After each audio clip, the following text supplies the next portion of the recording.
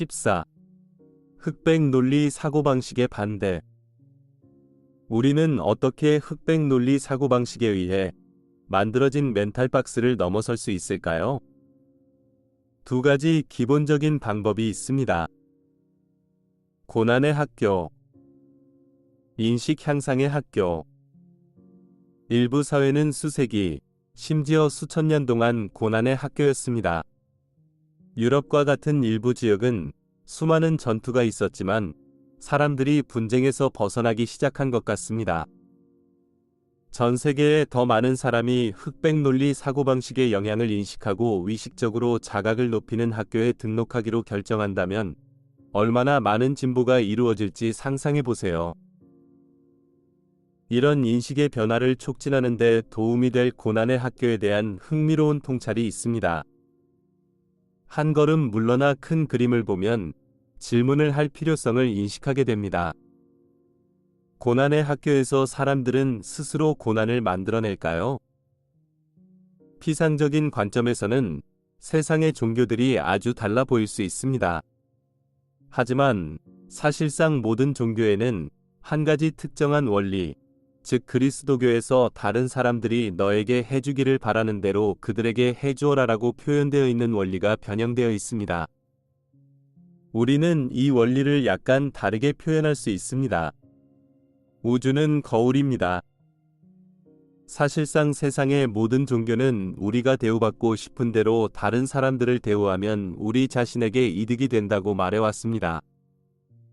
이런 종교들이 일반적인 삶의 원리, 자연 법칙을 관찰해서 그것들을 자신들의 토대로 삼을 수 있을까요? 우주는 우리가 내보낸 것을 우리에게 되돌려주도록 설정되어 있다는 통찰을 할 수 있을까요? 우리가 다른 사람들을 대우하는 방식은 우주 거울이 우리에게 무엇을 되돌려줄지 결정하게 됩니다.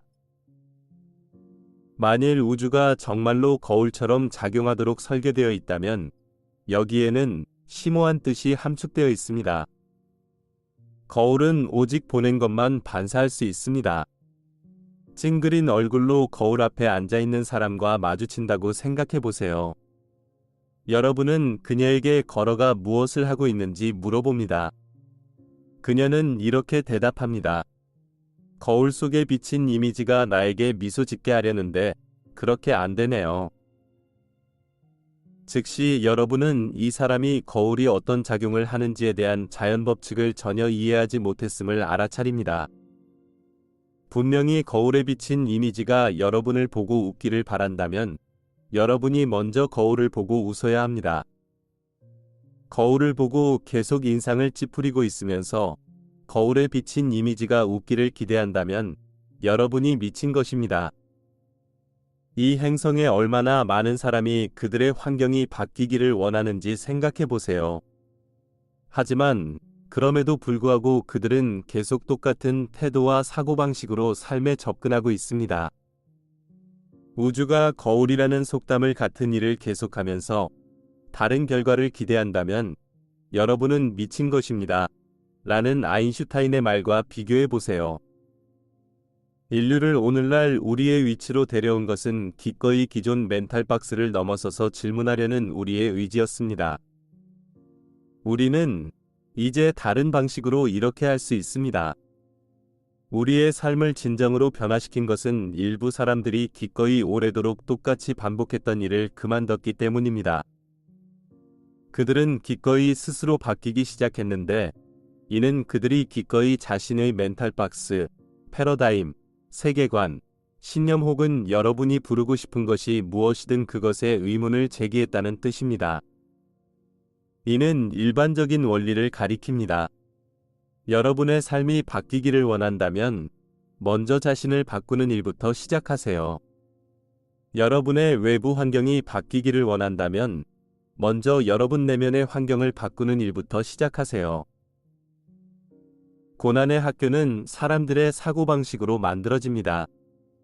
고난을 만드는 것은 여러분의 의식 상태이며 여러분이 의식을 바꿀 때까지 고난은 더 심각해질 뿐입니다. 유일한 질문은 여러분이 깨어나기 전에 얼마나 힘든 고난을 겪을지를 결정하고 더 나은 방법을 찾기 시작하느냐는 것입니다. 흑백 논리 사고방식에 빠지면 마찬가지로 이런 형태의 사고에 갇힌 사람들을 여러분에게 끌어들이는 것이 거의 불가피합니다. 그러면 여러분의 절대적인 진리가 그들의 절대적인 진리와 충돌합니다. 여러분 모두 여러분이 투사한 것을 돌려받고 서로에게 되돌려 보냅니다. 내 말을 못 믿겠으면 그냥 잠시 예루살렘에서 휴가를 보내면서 몇몇 유대인과 팔레스타인 사람들과 이야기를 나눠보세요. 나는 이미 양쪽이 잠재의식 데이터베이스에 어떻게 범주를 만들었고 이것이 어떻게 부정적인 나선으로 이어졌는지 언급했습니다. 그 나선의 결과는 계속해서 점점 더 힘들어지는 고난입니다. 한쪽의 행동이 작년이나 10년 전보다 오늘날 훨씬 더 큰 반응을 초래할 것입니다. 2009년 팔레스타인의 하마스가 집에서 만든 로켓을 이스라엘에 보내 이스라엘인 1명을 죽였습니다. 이스라엘인들은 가자 지구로 군대를 보내 1,500명이 팔레스타인 사람들을 죽였는데 그들 중 상당수는 여성들과 어린아이들이었습니다. 다음 타격은 훨씬 더 힘들어질 텐데 어떠한 전환, 즉 한쪽이 모든 종교가 우리에게 하라고 한 일, 곧 폭력에 비폭력으로 대응하는 일이 일어날 때까지 이런 상황은 계속될 것입니다. 더 넓은 관점에서 이스라엘인들과 팔레스타인들 모두 상대를 그들의 문제에 대해 비난할 수 있는 희생양을 원한다고 말하고 있습니다. 유대인들은 단지 팔레스타인들에게 그들이 원하는 것을 주고 있을 뿐이며 그 반대도 마찬가지입니다. 그런데 그들은 왜 서로를 그렇게 미워할까요? 그들은 정말로 자신들이 원하는 인생 경험을 제공하고 있는 것에 대해 서로에게 감사해야 합니다. 제2법칙과 고난의 학교. 과학 분야에서 우주는 거울이고 우리는 고난의 학교에서 고난을 겪는다는 주장을 지지할 어떤 조짐이 있습니까? 물리학자들은 진정한 근본 법칙, 즉 물질 우주에서 일어나는 모든 일을 지배하는 법칙을 발견했습니다. 그 법칙은 작용과 반작용의 법칙이라고 불립니다. 그것은 모든 작용에는 똑같은 힘의 반작용이 있을 것이라고 명시합니다. 더 세게 두드릴수록 반응하는 고난의 강도도 더 세어집니다. 행동의 강도가 반작용의 강도를 결정합니다. 똑같이 근본적이지만 더 서사적인 또 하나의 법칙이 있습니다. 그 법칙은 열역학 제2법칙으로 폐쇄계에서는 그 시스템이 가장 낮은 에너지 상태에 도달할 때까지 무질서가 증가하여 모든 구조물이 파괴된다는 법칙입니다. 제2법칙이 실제로 말하는 바는 어떤 시스템이든 폐쇄되면 내적인 저항이 질서정연하고 조직적인 구조물을 파괴해서 결국에는 어떤 구조물도 남지 않게 된다는 것입니다. 어떤 폐쇄계도 반드시 자멸하게 됩니다. 이것은 우주가 거울이고 우리가 특정한 사고방식을 취하면 같은 사고방식을 가진 상대를 끌어당긴다는 생각과 유사합니다.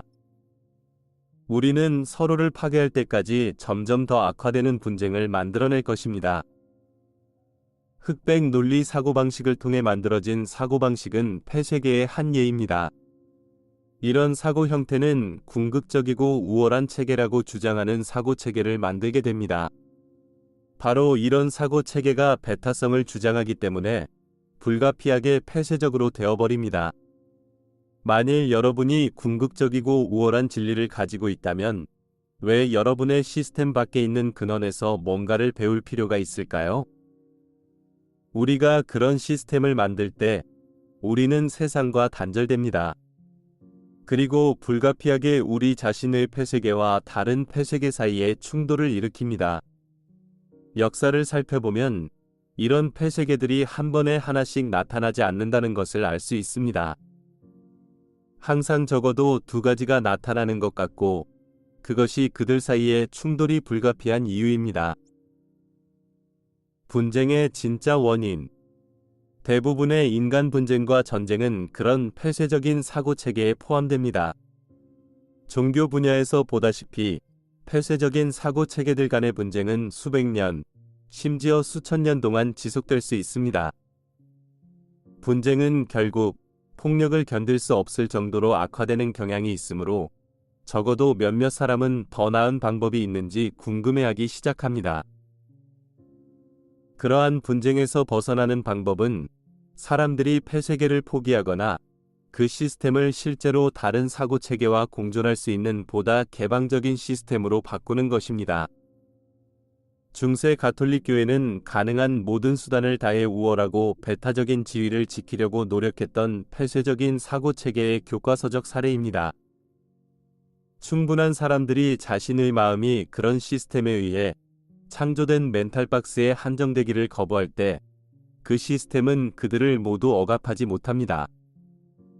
결국 시스템은 개방을 택할지 죽음을 택할지 선택해야 합니다. 집단적인 관계의 근본 원인은 우리 마음이 폐쇄적인 시스템 혹은 폐쇄적인 마음 상태를 만드는 경향이 있다는 것입니다. 일단 만들어지고 나면 그 시스템들은 필히 재앙으로 끝날 자생적이고 부정적인 나선이 됩니다. 인간의 심리에는 두 가지 경향이 있습니다.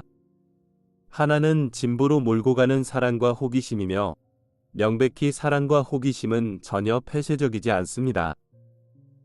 다른 경향은 두려움이며 두려움은 분명히 우리의 마음을 차단하게 만듭니다. 두려움 때문에 우리는 모든 도전을 견딜 수 있는 완벽한 시스템을 만들려고 노력하고 역사를 통해 수많은 사람이 절대로 파괴되지 않는 완벽한 시스템을 창조하겠다는 꿈을 믿고 그 꿈을 위해 삶을 희생해 왔습니다. 그런 폐쇄계를 만들려는 시도는 물리학의 가장 근본적인 법칙들과 정면으로 위배됩니다. 우리 인간들이 우주의 기본적인 힘에 대항하여 작업할 수 있다는 생각은 무모하고 오만합니다. 그럼에도 불구하고 그런 시도는 멈춰지지 않았으며 오늘날에도 종교 분야, 정치 분야 심지어 과학 분야에서도 완벽한 시스템을 만들기 위해 애쓰는 사람들을 볼 수 있습니다. 완벽한 사고 체계는 결코 있을 수 없는 것일까요? 완벽한 시스템이 우리의 호기심을 유지하고 끊임없이 더 높은 삶에 대한 이해를 추구할 수 있을까요?